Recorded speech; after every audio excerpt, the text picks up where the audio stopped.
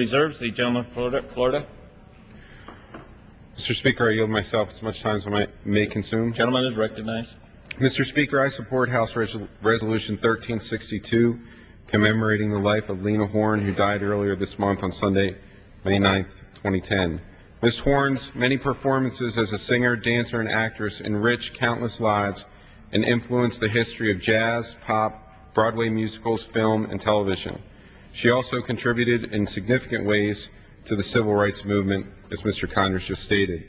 Ms. Horne was born in Brooklyn, New York in 1917. Her father left the family when she was 3, and her mother was a traveling actress. At the age of 5, she was sent to live in Georgia with her grandparents.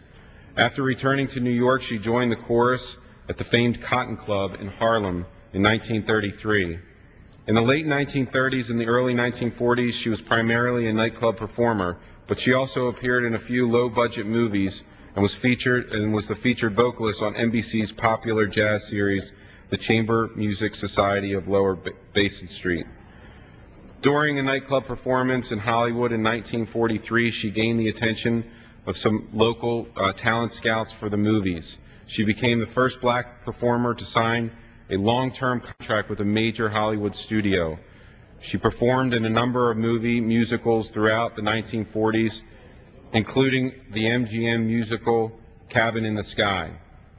From the late 1950s to the 1960s, Ms. Horne appeared on many television variety shows, including The Ed Sullivan Show and The Dean Martin Show. In the 1970s and 80s, she continued to perform in television shows, including appearances on The Muppet Show, Sesame Street, and The Cosby Show. In 1981, she received a special Tony Award for her one-woman Broadway show, Lena Horne, The Lady and Her Music, which ran for more than 300 performances on Broadway. She also received 2 Grammy Awards for the cast recording of her show.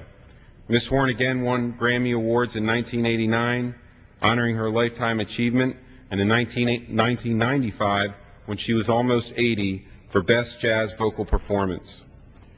Throughout her illustrious career, Ms. Horne found time and energy to devote to the civil rights movement.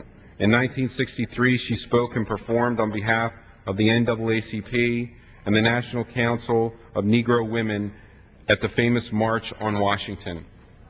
I support this resolution's commemoration of Lena Horne's many contributions to music, television, theater, and civil rights.